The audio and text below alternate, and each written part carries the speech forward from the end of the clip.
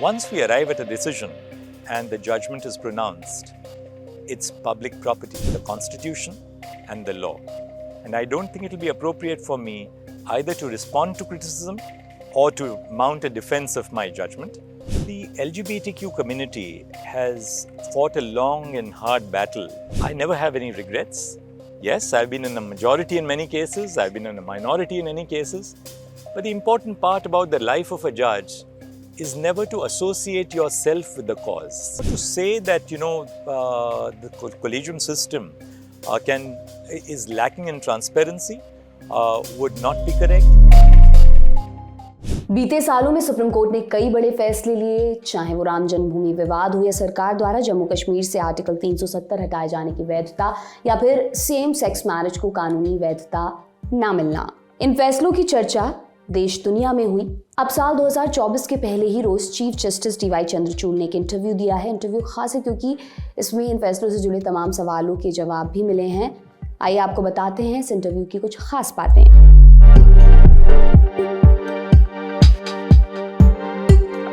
17 अक्टूबर 2023 को supreme court ने same sex marriage को कानूनी मान्यता नहीं देने का फैसला लिया था। हालांकि सीजेआई डीवाई चंद्रचूड़ और जज SK Kaul same sex marriage को मान्यता देने के पक्ष में थे। बाकी 3 न्यायाधीशों ने इसका विरोध किया था। इंटरव्यू में इस फैसले को लेकर सीजेआई ने बात की, कहा LGBTQ+ कम्युनिटी ने अपने अधिकारों को हासिल करने के लिए एक लंबी और कठिन लड़ाई लड़ी है। किसी मामले का नतीजा कभी भी जज के लिए निजी नहीं होता। हमारी ट्रेनिंग हमें एक बात सिखाती है कि एक बार जब आप किसी मामले में फैसला सुना देते हैं तो आपको खुद को उससे दूर कर लेना होता है। एक जज के तौर पर हमारे लिए फैसले कभी भी व्यक्तिगत नहीं होते। आप संविधान के बारे में अपने दृष्टिकोण के आधार पर ही किसी मामले का निर्णय लेते हैं। मैं कई मामलों में बहुमत तो कई मामलों में अल्पमत में रहा, लेकिन मुझे कभी इसका पछतावा नहीं होता। किसी मामले का फैसला करने के बाद मैं इसे वहीं छोड़ देता हूँ। मैं इसे हमारे समाज के भविष्य पर छोड़ता हूँ कि वह निर्णय करे कि समाज को क्या कदम उठाना चाहिए।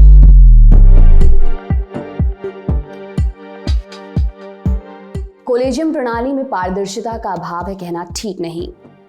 देश में सुप्रीम कोर्ट और हाई कोर्ट के जजों की नियुक्ति और तबादले के लिए जिस प्रक्रिया का इस्तेमाल होता है उसे कॉलेजियम सिस्टम कहते हैं। जजों की नियुक्ति की इस प्रोसेस की पारदर्शिता को लेकर समय समय पर सवाल उठते आए हैं। कॉलेजियम पर सरकारें भी अपनी आपत्ति दर्ज करती नहीं हैं। इस प्रोसेस से जुड़े सवाल पर सीजेआई बोले, देश का चीफ जस्टिस होने के नाते मैं संविधान और शीर्ष अदालत द्वारा इसकी व्याख्या करने वाले कानून से बंधा हूँ। कॉलेजियम सिस्टम साल 1993 से हमारी न्याय व्यवस्था का हिस्सा और इसी प्रणाली को हम लागू करते हैं। ये कहना कि कॉलेजियम प्रणाली में पारदर्शिता का अभाव है उचित नहीं होगा। हमने हमेशा ये सुनिश्चित करने के लिए कदम उठाए हैं कि प्रक्रिया में पारदर्शिता बनी रहे। जब हम सुप्रीम कोर्ट में नियुक्ति के लिए न्यायाधीशों के नामों पर विचार करते हैं तो हम उच्च न्यायालय के मौजूदा न्यायाधीशों के करियर पर भी विचार करते हैं। कॉलेजियम के भीतर होने वाली चर्चा को कई वजहों से पब्लिक नहीं किया जा सकता। इसमें हमारी कई चर्चाएं उन न्यायाधीशों की निजता पर होती हैं जो सुप्रीम कोर्ट में नियुक्ति के लिए विचाराधीन हैं।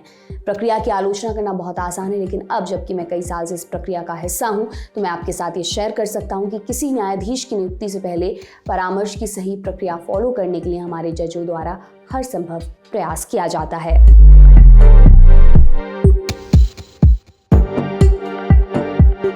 जम्मू कश्मीर को विशेष दर्जा देने वाले संविधान के अनुच्छेद 370 को लेकर सुप्रीम कोर्ट ने 11 दिसंबर 2023 को अपने दिए फैसले में अनुच्छेद 370 के प्रावधान को अस्थायी मानते हुए सरकार द्वारा इसे हटाया जाना वैध माना था। सुप्रीम कोर्ट के इस फैसले पर कई राजनेताओं ने अपनी नाराजगी जाहिर की। फैसले की आलोचना भी की गई। इसका बचाव करने और इसकी आलोचना से जुड़े सवाल को लेकर सीजेआई ने कहा, एक जज अपने फैसले के जरिए अपने मन की बात कहता है जो फैसले के बाद सार्वजनिक संपत्ति बन जाता है। एक स्वतंत्र समाज में लोग हमेशा फैसलों के बारे में अपनी राय बना सकते हैं। जहां तक हमारा सवाल है तो हम संविधान और कानून के मुताबिक फैसला करते हैं। मुझे नहीं लगता कि मेरे लिए आलोचना का जवाब देना या अपने फैसले का बचाव करना उचित होगा।